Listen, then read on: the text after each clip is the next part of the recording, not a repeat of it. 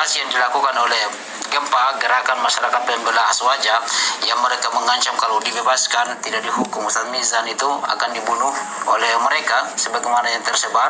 Ustadz Mizan Qudsiah tidak pantas tinggal di Lombok, dia pantas tinggal di penjara, ya. Tegas Ahmad Argarudin, selaku koordinator umum aksi, ya. Assalamualaikum warahmatullahi wabarakatuh. Alhamdulillah, salatu wassalamu ala rasulillah, amma ba'd. Kaum muslimin yang dirahmati oleh Allah subhanahu wa ta'ala, masih ingat kasus pemotongan ceramah Ustadz Mizan Qudsiah yang membahas tentang nama-nama kuburan yang dikeramatkan oleh sebagian kaum muslimin,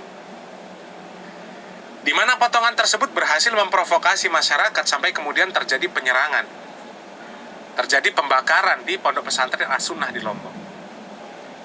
Kemudian berjalan proses hukum sampai kemudian berita terbaru ini bahwasanya Ustadz Mizan Qudsiah ini dituntut oleh jaksa penuntut umum dengan hukuman penjara 1 tahun karena menyiarkan berita atau pemberitahuan bohong dengan sengaja menerbitkan keonaran di kalangan masyarakat. Padahal kalau dilihat dari realita yang ada, ini bertentangan dengan apa yang didakwahkan, bahwasanya Ustadz Mizan Qudsiah ini menyiarkan berita atau pemberitahuan bohong dengan sengaja menerbitkan keonaran di kalangan rakyat.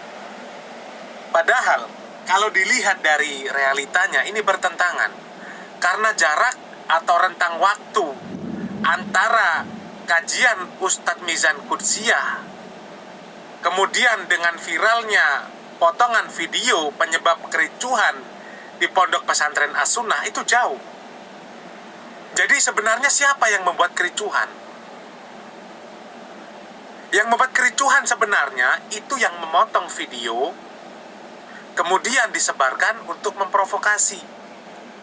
Karena sebelumnya aman-aman saja, tidak ada reaksi apa-apa dari masyarakat.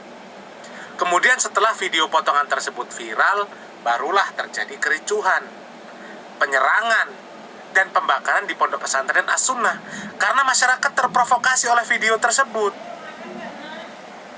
Dan kejadian penyerangan tersebut ini menunjukkan rendahnya kualitas SDM yang melakukan penyerangan di Pondok Pesantren As-Sunnah tersebut.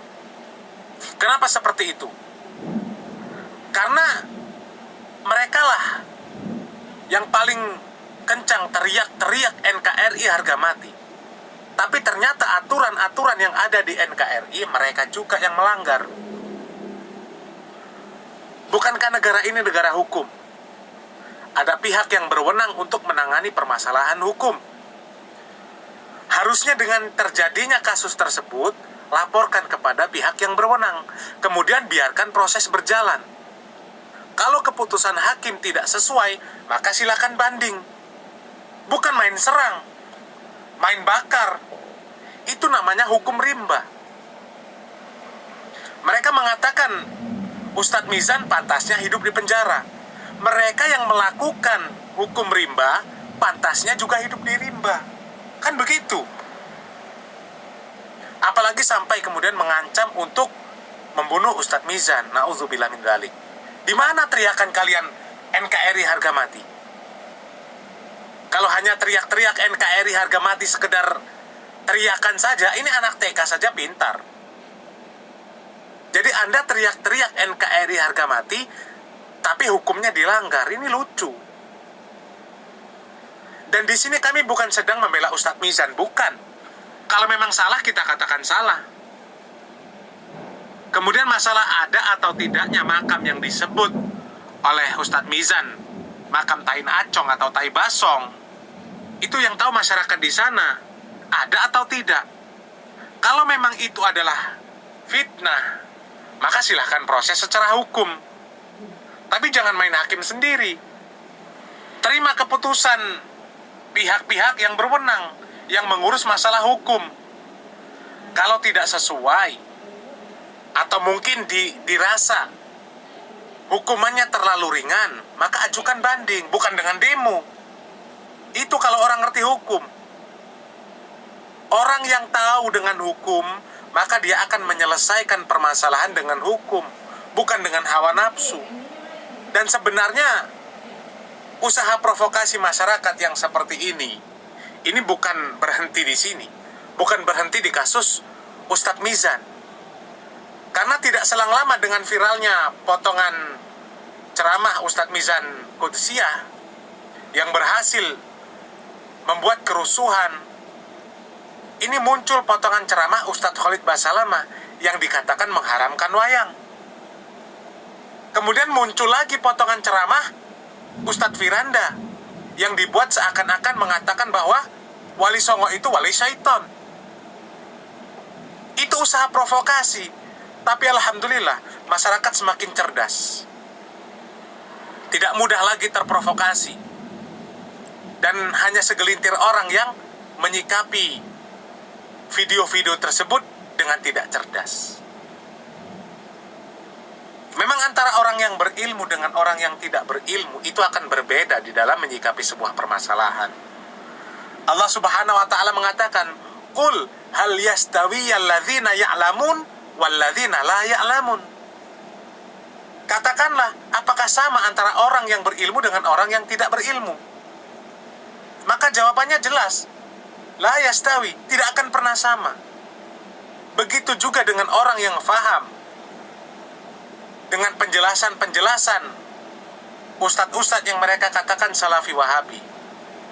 Mereka banyak yang tidak memahami apa yang disampaikan oleh ustadz-ustadz yang mereka sebut salafi wahabi ketika menjelaskan apa itu tauhid, apa itu syirik, apa itu sunnah, apa itu bid'ah, apa itu maslahah mursalah, apa itu khurafat, maksiat, dan lain sebagainya.